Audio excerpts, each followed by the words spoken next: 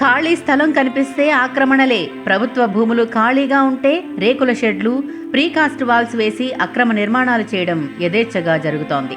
అంతేకాక ప్రభుత్వ భూముల్లో సర్కారు అనుమతులు లేకుండా నిర్మాణం జరుగుతున్నా చూసి చూడనట్టు అధికారులు వ్యవహరిస్తున్న తీరుతో అనేక అనుమానాలకు తావిస్తోంది.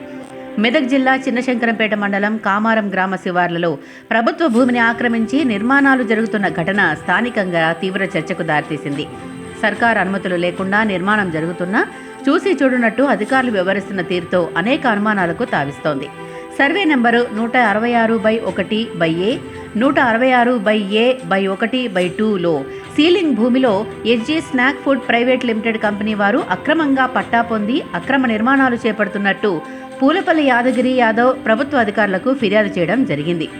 ప్రభుత్వ అధికారులు మాత్రం స్పందించకపోవడంతో జిల్లాలో అనేక అక్రమ నిర్మాణాలు జరుగుతున్నాయి.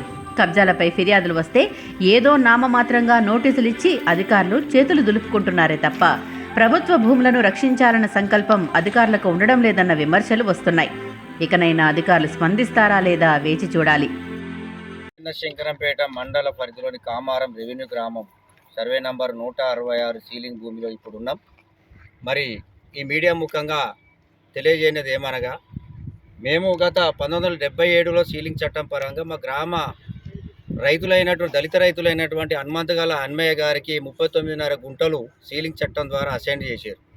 ఇటు అసైన్దారు ఒరిజినల్ అసైన్దారు అన్మయ్య చనిపోయిన తర్వాత భౌతి ద్వారా వాళ్ళ బిడ్డలు లక్ష్మీరాజమ్మ కమలమ్మకు వచ్చింది, సక్సెషన్ ద్వారా వచ్చింది. 2014-15లో ఇది అక్రమంగా ఒక రైతు ఎలాంటి డాక్యుమెంట్ లేకుండా ఆయన పేరు పొందుపరిచారు. అసైన్డ్ భూమిని పట్టా భూమిగా ధరణి పోర్టల్లో రికార్డు నమోదు చేసి ఒక పద్ధతి ప్రకారం ఒక ప్లాన్ ప్రకారంగా ప్రైవేటు కంపెనీ ఎస్జీ స్నాక్స్ అనే కంపెనీకి అమ్మిరు. ఈ సీలింగ్ భూమి రిజిస్టర్ చూడకుండానే రికార్డులలో సీలింగ్ భూమి అని ఉన్నప్పటికీ అప్పటి రెవెన్యూ అధికారులు రెవెన్యూ చట్టాన్ని ఉల్లంఘించి కంపెనీ వారికి రిజిస్ట్రేషన్ చేయడమే కాకుండా నాల కన్వర్షన్ చేసి ఇదే అదునుగా భావించిన ఈ కంపెనీ యాజమాన్యం టీజీ ఐపాస్ నుంచి కూడా అనుమతి పత్రాలకు దరఖాస్తు చేసినారు. ఎలాంటి జీరో అనుమతి పత్రాలు, జీరో పేపర్లు లేకుండానే ఇంతకాలం సంవత్సరన్నర కాలం నుంచి వర్క్ మొదలుపెట్టారు. దీనిపై 2023లో అక్టోబర్లో అక్రమంగా రిజిస్ట్రేషన్ పొంది 2024 మొదటి డిసెంబర్ నెలలో పనులు స్టార్ట్ చేసినప్పటి నుంచి ఎంఆర్ఓ మొదలుకొని డివిజన్ ఆర్డీఓ మొదలుకొని కలెక్టర్ గారిని మొదలుకొని అందరికీ 4 దఫాలుగా మేము ఫిర్యాదు చేసినాం. ప్రజావాణిలో 4 సార్లు చేసినాం.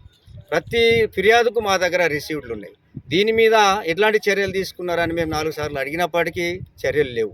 వాళ్ళు చూసి వినట్టున్నారు. వీళ్ళేమో ఇక్కడ అక్రమంగా ఈ తెలంగాణ మట్టి కొట్టడము, ప్రభుత్వ సెలవు దినాల్లో పని చేయడము, దొంగచాటున పనులు చేయడము, ఇంతవరకు 4 దఫాలుగా మేము ఫిర్యాదు చేసినా కూడా పట్టించుకోకపోవడం వలన ఎవరి అండదండలు మరి ఉన్నతాధికారుల యొక్క అలసత్వము, నిర్లక్ష్యం వలన ఇవన్నీ పనులు జరుగుతున్నాయి. ఇకనైనా స్పందించి మరి ఈ సీలింగ్ భూమిని పేద దళిత రైతులకు ఇచ్చినటువంటి సీలింగ్ చట్టాన్ని ఉల్లంఘించిన వారిపై చర్యలు తీసుకుంటూ మరి అప్పటి అధికారులపై చర్యలు తీసుకుంటూ ఈ తిరిగి భూమిని స్వాధీనం చేసుకోవాలి. కలెక్టర్ గారు తమ పేషీలో పెండింగ్లో ఉన్నటువంటి ఫైలును తెప్పించుకొని పరిశీలించి ఈ యొక్క రిజిస్ట్రేషన్ రద్దుపరిచి ఈ యొక్క భూమిని గ్రామ పంచాయతీ అవసరాలు, రైతుల అవసరాలకు, ప్రజా ప్రయోజనాలకైనా కేటాయించాలి, లేదా మా గ్రామంలో ఉన్న దళిత పేద రైతులకు రీఅసైన్మెంట్ చేయాలని చెప్పేసి మేము ఈ సందర్భంగా డిమాండ్ చేస్తూ ఉన్నాం. మరి దీని పక్కనే 166 సర్వే నంబరు 1/1-2 సర్వే నంబర్ ఆనుకొని ఉన్నటువంటి అంబోజిపేట శివారులోని లక్షానికుంట కొమ్ము 519 సర్వే నంబర్లో ఉన్నటువంటి లక్షానికుంటను ఆనుకొని బఫర్ జోన్కు ఎఫ్టీఎల్కు నిబంధనలు కూడా తూట్లు పొడిచి అక్రమ నిర్మాణాలు చేయడం జరిగింది. మూగజీవాలకు, రైతులకు, వ్యవసాయ పొలాలకు, గోదలకు, పక్షులకు దారి లేకుండా కుంటలో నీళ్లు ఉపయోగించుకోకుండా ఆయకట్టుకు తవ్వ లేకుండా చేసి ఈ యొక్క కంపెనీ యాజమాన్యం నిరంకుశంగా వ్యవహరిస్తుంది.